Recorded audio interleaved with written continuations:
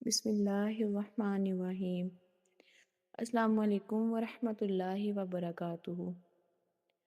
Viewers, آج رمضان المبارک کا تیسرا دن ہے، تو آج کا میرا موضوع ہے کہ دل کو زندہ کیسے کریں، اللہ سے تعلق مضبوط کیسے ہو۔ کیا آپ نے کبھی محسوس کیا ہے کہ دل سخت ہو گیا ہے؟ نماز پڑھتے ہیں مگر سکون نہیں آتا، قرآن پڑھتے ہیں مگر آنسو نہیں آتے، دعا کرتے ہیں مگر دل نہیں پگھلتا، کیونکہ اگر دل زندہ ہو جائے تو زندگی خود بخود بدل جاتی ہے۔ دل کیوں مردہ ہو جاتا ہے؟ اللہ تعالیٰ سورۃ البقرہ آیت نمبر 74 میں قرآن مجید میں ارشاد فرماتے ہیں، ثم قاست قلوبکم من بعد ذلک فہی کالحجارہ، پھر تمہارے دل سخت ہو گئے پتھروں کی طرح، بلکہ اس سے بھی زیادہ سخت۔ ویورز، گناہ دل کو سخت کر دیتے ہیں، بار بار گناہ کرنا دل کو مردہ کر دیتا ہے۔ رسول کریم خاتم النبیین صلی اللہ تعالی علیہ وآلہ وسلم نے فرمایا، جب بندہ گناہ کرتا ہے تو دل پر ایک سیاہ نقطہ لگ جاتا ہے، اگر توبہ کریں تو دل صاف ہو جاتا ہے، ورنہ دل کالا ہو جاتا ہے۔ تو اس کا علاج ہے قرآن کو روزانہ پڑھیں، کیونکہ قرآن دل کو زندہ کرتا ہے۔ سورۃ الرعد آیت نمبر 28 میں اللہ تعالیٰ فرماتے ہیں، الا بذکر اللہ۔ حضرت عبداللہ ابن مسعود فرماتے ہیں کہ جب ہم قرآن کی آیات سنتے تو ایسا لگتا جیسے اللہ ہم سے بات کر رہا ہے۔ تو دوسرا اس کا حل ہے نماز پڑھی جائے۔ نماز اللہ سے ڈائریکٹ کنیکشن ہے۔ اللہ تعالیٰ سورۃ العنکبوت آیت نمبر 45 میں فرماتے ہیں کہ نماز قائم کرو، بے شک نماز بے حیائی اور برائی سے روکتی ہے۔ جب رسول کریم خاتم النبیین صلی اللہ تعالیٰ علیہ وآلہ وسلم کو مشکل پیش آتی تو آپ نماز پڑھتے۔ اس کا تیسرا حل ہے توبہ، کیونکہ گناہ چھوڑنا دل کو زندہ کر دیتا ہے۔ حضرت حسن البصری فرماتے ہیں کہ دل گناہوں سے مردہ ہو جاتا ہے اور توبہ سے زندہ ہو جاتا ہے۔ تو اس کا چوتھا علاج ہے کہ نیک لوگوں کی صحبت اختیار کی جائے۔ نیک دوست ایمان کو بڑھاتے ہیں۔ رسول کریم خاتم النبیین صلی اللہ تعالی علیہ وآلہ وسلم نے صحیح بخاری میں فرمایا، اچھا دوست عطر فروش کی طرح ہوتا ہے۔ تو اس کا پانچواں علاج ہے کہ موت کو یاد کیا جائے۔ موت دل کو نرم کرتی ہے۔ ترمذی میں نبی کریم خاتم النبیین صلی اللہ تعالی علیہ وآلہ وسلم نے فرمایا کہ لذتوں کو توڑنے والی چیز موت کو زیادہ یاد کرو۔ لذتوں کو توڑنے والی چیز موت ہے، اور موت کو زیادہ یاد کرو۔ تو رمضان کا مہینہ دل زندہ کرنے کا مہینہ ہے۔ یہ مہینہ روح کی کلینزنگ، دل کی ہیلنگ، ایمان کی رینیول کا مہینہ ہے۔ تو اپنا ڈیلی ایک ایکشن پلان بنائیں، روزانہ قرآن کی تلاوت کریں، تہجد پڑھیں، استغفار کریں، ذکر کریں۔ آپ کو ایک سٹوری سناتی ہوں۔ ایک نوجوان تھا، کوئی فرضی نہیں بلکہ ایسی حقیقت جو آج بھی ہمارے معاشرے میں بار بار دہرائی جاتی ہے۔ ایک نوجوان تھا، بظاہر خوش، ہنستا، دوستوں کے ساتھ وقت گزارنے والا، لیکن اس کی زندگی گناہوں سے بھری تھی۔ نماز نہیں پڑھتا تھا، قرآن سے دور تھا، اور ہر وہ کام کرتا جو اللہ کو ناپسند ہے۔ اس کے والدین اس کو سمجھاتے، وہ کہتا اور اس کو کہتے، بیٹا اللہ کی طرف لوٹ آؤ، مگر وہ ہنستا اور کہتا، ابھی تو جوانی ہے، ابھی وقت ہے، بڑھاپے میں توبہ کر لوں گا۔ تو ویورز، یہی سب سے بڑا دھوکہ ہے۔ شیطان ہمیں یہی کہتا ہے کہ ابھی وقت ہے۔ شیطان ہمیں نیکی کرنے سے نہیں روکتا، بلکہ وہ ہمیں ہمیشہ کہتا ہے کہ پھر کر لیں گے، جس کو میں ڈے 2 میں اچھے سے ایکسپلین کر چکی ہوں۔ ایک دن کیا ہوا، ایک دن اس کے قریبی دوست کی اچانک موت ہو گئی۔ وہی دوست جس کے ساتھ وہ ہنستا، گھومتا، گناہوں میں شریک تھا۔ جب جنازہ اٹھا، وہ بھی وہاں کھڑا تھا۔ جب میت کو قبر میں اتارا گیا، اس نے پہلی بار غور سے قبر کو دیکھا۔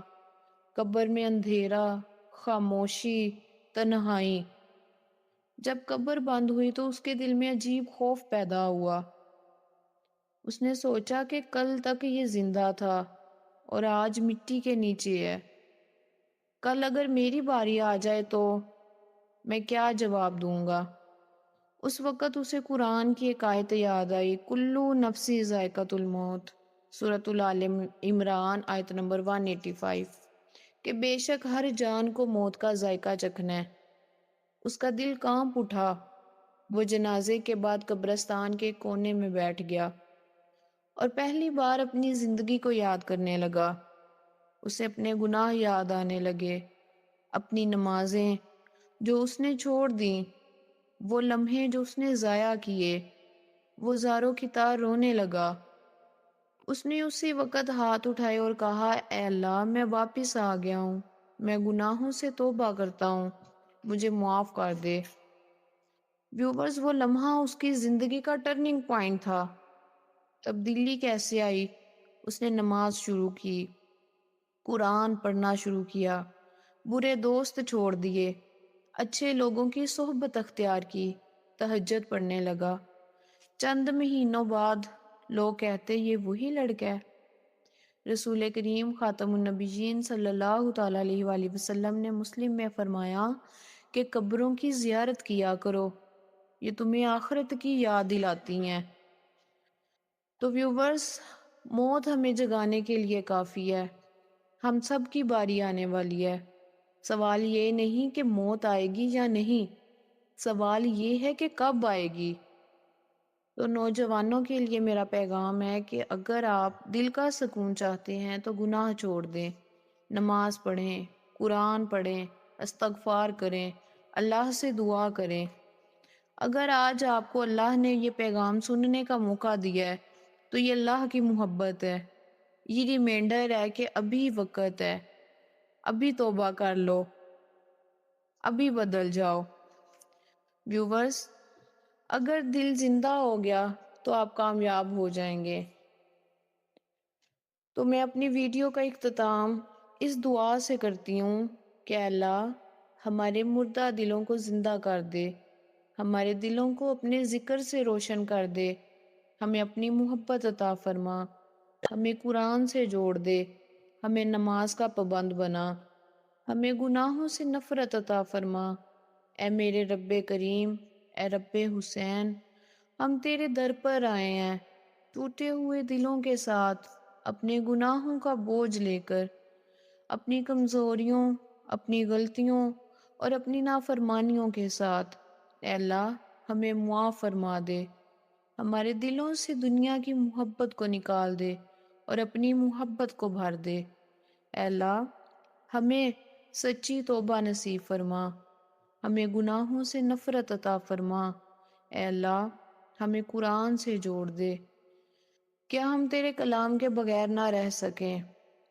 یا رب محمد، جو لوگ پریشان ہیں ان کی پریشانیاں دور فرما، جو مایوس ہیں ان کے دلوں میں امید پیدا فرما، جو ڈپریشن اور غم کا شکار ہیں ان کے دلوں کو سکون عطا فرما۔ الہی جو بیمار ہیں انہیں بیمار کربلا کے صدقے سے صحت و کاملہ عطا فرما۔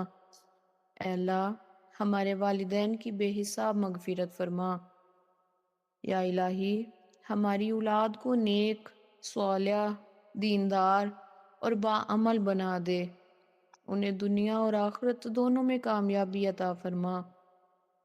انہیں برے دوستوں، بری عادتوں، بری محفلوں اور ہر فتنے سے نجات دلا اور ہر فتنے سے ان کی حفاظت فرما۔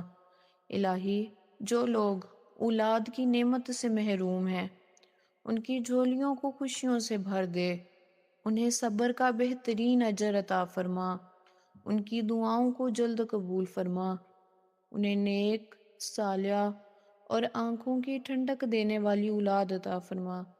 اللہ ہمیں امام مہدی علیہ السلام کی فوج کا سپہ سالار عطا فرما۔ یا الہی، جو ہمارے بھائی رزق کی تلاش میں پردیسوں میں مقیم ہیں، ان کی حفاظت فرما، ان کی تنہائیوں کو اپنا قرب عطا فرما، انہیں حلال بابرکت رزق عطا فرما۔ اے اللہ، ہمیں ایسا بدل دے کہ رمضان کے بعد ہم پہلے جیسے نہ رہیں۔ ہماری حفاظت فرما حاسدین کے حسد سے، شیطان کے شر سے، برائی کرنے والوں کی برائیوں سے محفوظ فرما۔ ہمارے کاروبار میں دن دگنی اور رات چگنی ترقی عطا فرما۔ الہی، جو لوگ اس ویڈیو کو دیکھ رہے ہیں، ان کی ہر جائز دعا قبول فرما، ان کے گھروں میں سکون، محبت اور برکت عطا فرما، اور ہمیں دنیا اور آخرت کی حقیقی کامیابیاں عطا فرما۔ آمین یا رب العالمین۔ تو ویورز، میرے سلسلے رمضان سیریز کے ساتھ پکس شیخوپورہ کے ساتھ وابستہ رہیں، اور میری آنے والی ہر نیو ویڈیو کو شیئر کریں، لائک کریں، اور میرے چینل پکس شیخوپورہ کو سبسکرائب کریں۔ اللہ حافظ۔